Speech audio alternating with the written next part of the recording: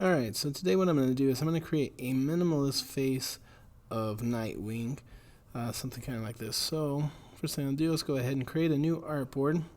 So my new artboard, I'm going to send it to the size for print, have an 8.5 by 11 in the portrait position. Go ahead and hit create. Okay, I'm going to go ahead and throw this picture of Nightwing, just use him as a reference. Okay, then I'm going to go ahead and grab my rectangle tool and I'm going to throw in kind of a dark gray color for the background. I'm going to come back to this background in a little bit, but for now I'm going to go ahead and lock this layer and I'm going to create a brand new layer. Okay, so on this new layer I'm going to start to create his head. So I'll start by grabbing my rounded rectangle tool, which you'll find underneath the shapes tool here. And with that, I'm going to go ahead, maybe I'll suck out some of the color there to give him his skin tone. Okay, so now that I've got that shape drawn out, I'm going to go ahead and take my direct selection tool and I'm going to grab this anchor point near the bottom on the left and I'll grab the one over on the right and we're going to create a jawline for him, like so. Okay, I'll go ahead and maybe increase the size of this a little bit to make his head a little more full. Okay, now the next thing I'm going to go ahead and do is I'm going to create some ears. So I'm going to grab my ellipse tool, so I'll switch from the rounded rectangle tool to the ellipse tool. And I'm going to draw a little oval here on the side of his head where his ear would go. Then I'm going to grab my direct selection tool again and I'm going to pull in that bottom anchor point. So you just click on it and then pull it over to select it. Okay, and then I'm going to go ahead and make a copy of this ear. So I'll hit Control C to copy, Control V to paste, and then I'm going to reflect that shape. So to reflect it, I'm going to right click, go down to Transform, and I'm going to choose Reflect, and I'm going to make sure that my vertical option is selected. And if you click and have that preview button selected, then you can see what's going on. Okay, so I'm going to line this up here on the opposite side of the head, where his ear would go. Okay, now what I'm going to go ahead and do is I'm going to grab my rectangle tool and we're going to use that to create a neck for him. Okay, so I'm going to draw this underneath his head. But what I want to do is I want to flare this out a little bit, so we're going to warp this shape. So to warp the shape, what we're going to do is we're going to go to Effect, we're going to scroll down to Warp, and we're going to use this Arc option. I'm going to set this to horizontal, and I'm going to do about a negative, we'll say about 10%, negative 10%. Okay, everything else I'll leave at 0. I'll go ahead and click OK. And since I warped the shape, what I need to do in order to have it recognize this new shape is I need to expand the appearance, because right now it still thinks that it's a rectangle. So to expand the appearance, let's go up to Object, scroll down to Expand Appearance, and then you'll notice that my bounding box has moved out to the edges instead of just mimicking that original rectangle shape. Okay, so now what I want to go ahead and do is I want to bring this head to the front, because right now these other shapes are sitting on top. So to bring it to the front, what I'm going to do is I'm going to right click, I'm going to go Arrange, and I'm going to bring to front. So now this is going to sit on top of all those shapes. Okay, so the next thing I'm going to do is I'm going to grab my scissor tool. So you'll find the scissor tool under your eraser tool icon. It will be the middle choice. Okay, so we're going to grab this eraser tool. Then what I'm going to do is I'm going to go to the middle of the head here and I'm going to click to make a little snip there. Then I'm going to go down to the bottom of the head right here in the middle, and I'll know I'm in the middle because I see that pink bar there, and I'm going to snip there. Okay, so once I've done that, let's go ahead and I'm going to make this side a little bit darker. So I'll select the right side of the head, and then I'm going to double click on my fill color to pull up this color picker window, and I'm just going to make that a little bit darker through there. Okay, and I'll go ahead and select the neck, and then I can use my eyedropper here and suck out that color to make it a little bit darker too. Okay, so next thing I'm going to do is I'm going to group these two halves of the head together. So I'll just take my selection tool to make sure that's selected. Go Object, and group. Alright, so now when I click on one side, it selects both sides. The reason I'm going to group it is because I'm going to create a drop shadow on this. And if you don't put a drop shadow or group it together before you add the drop shadow, you're going to get a drop shadow that goes right through the middle of the head, and you don't want that. So group it together before you do this next step. Alright, so now what I'm going to do is I'm going to go back under Effect. I'm going to go to Stylize here, and I'm going to select Drop Shadow, which will give me this window. So in that, I'm going to make sure everything's set right. So this should be on multiply, about 75% opacity, 0% for the x-axis, and then on the y, 0.125, and a blur will also be 0.125. Okay, so it'll look kind of like that. So I'm going to go ahead and click OK because my settings were already where I needed them to be. And then what that's going to do is it's going to kind of push the ears back and also push the head forward a little bit. So I'm going to grab this other ear, and I'm going to go ahead and fill in that darker color on that side. That way this shadowy area is a little more balanced. Okay, so the next thing I'm going to go ahead and do is I'm going to work on his hair. Okay, so he's got some spiky hair here, so what I'm going to do is I'm going to go ahead and grab my rectangle tool, and I'm going to draw a little rectangle, and I'll probably go ahead and make that black.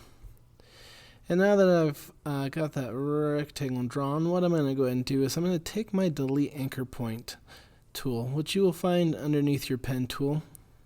So if you click on your pen tool icon, we'll select the Delete Anchor Point. So I'm going to go ahead and delete one of those bottom corner anchor points so I can create kind of a sideburn.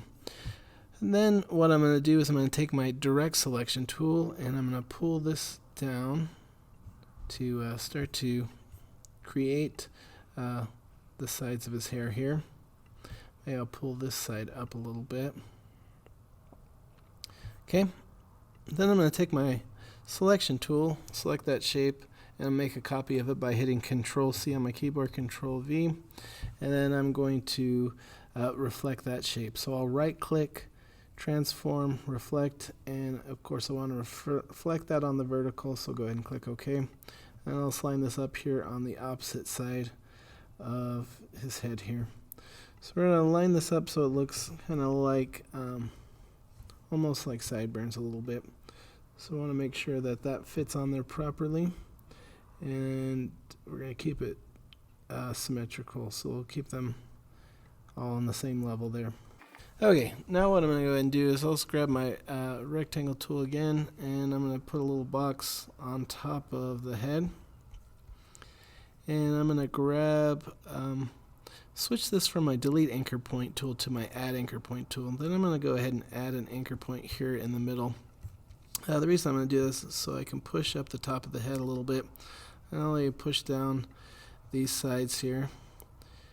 And this will give me a little more of the shape of the hair that I want. Okay, now what I'm going to go ahead and do is I'm going to go ahead and grab one of these original triangles. I'm going to make a copy of that triangle, and I'm going to use this to kind of create a curl in his hair. And we might have a couple little curls here, make his hair a little more spiky. Okay, so I'm going to go ahead and copy that. We'll select that shape, and then what I'm going to do is I'm going to go to Effect, down to Warp, and I'm going to choose the option to Arc. So I'm going to switch that to Vertical, and I'll go ahead and give this about a negative 40% bend. I'll go ahead and click OK. And since I warped that shape, right now it still thinks that it's that original triangle. So what I need to do is I need to go to Object, and I need to expand the appearance. So this is going to be important when we move to this next part.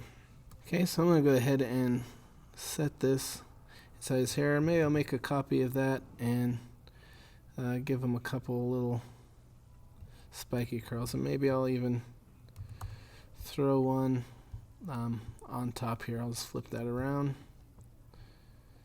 so he's got a little bit more going on with his hair here. Okay, so now what I'm going to go ahead and do is I'm going to take my selection tool, and I'm going to select all these pieces. So I'll grab that one, and to select multiple pieces, first click on the shape that you want, then on your keyboard hold Shift, and then you can select multiple shapes at once without deselecting them as you go. Okay, so now I've got all those shapes selected. What I'm going to go ahead and do is I'm going to grab my Pathfinder tool. And if you can't find your Pathfinder tool, just look under Window, scroll down till you find Pathfinder. Okay, so with this Pathfinder, what I'm going to go ahead and do is I'm going to unite all those shapes. Okay, so this is this option here on the top left. When you hover over it, it will say Unite. Okay, so what that does is it makes this all one solid shape here. So instead of having several individual shapes, I just have one solid piece. Okay. Now what I'm going to go ahead and do is I'm going to work on his mask. So to make his mask, I'm going to go ahead and draw a square. Maybe I'll hold shift when I draw that so it makes it nice and symmetrical. Then I'm going to go ahead and rotate that about 315 degrees. And then what I'm going to go ahead and do is I'm going to grab my Add Anchor Point tool, and I'm going to add an anchor point on the inside, on the top, and on the bottom. Alright, the reason I'm going to do that is because I'm going to manipulate this shape here to make it look more like his mask. So I'll just grab those anchor points, kind of move them around so that we can get this kind of spiky mask looking shape here. Okay, and I'll stretch that across a little bit. And just take your direct selection tool to adjust those anchor points. So after you add those two extra anchor points, take your direct selection tool to adjust them to how you want them to be. Okay, so that looks pretty good to me. So I'm going to go ahead and take my selection tool now. So I'll switch from the direct selection tool to my selection tool. And I'm going to go ahead and make a copy of this by hitting Control C and Control V to paste it. And then I'm going to right click, go to Transform and Reflect, and I'm going to, of course, reflect that vertically. I'll go ahead and click OK. I'm going to line this up here on the other side of his face. And then what I'm going to go ahead and do is I'm going to take this shape, hold Shift on my keyboard and select that shape, and I'm going to go ahead and unite those two pieces together. So now my mask will be one solid piece. Okay, so at this point I'm pretty well done with the head. Now what I want to go ahead and do is I'm going to take my Add Anchor Point tool, and I'm going to add 4 anchor points here on the bottom underneath his jaw. And the reason I'm going to do that is because I'm going to pull this down to create kind of a collar indentation like we see in his outfit over here. So since I have this anchor point here, it keeps this line up there, but this one will allow me to pull that down, and then this will keep this one up here. So I had 4 total, and I just pulled down the 2 in the middle to create this little indentation for his collar. Okay, so next thing I'm going to go ahead and do is I'm going to go ahead and draw his little logo, his little Nightwing logo. So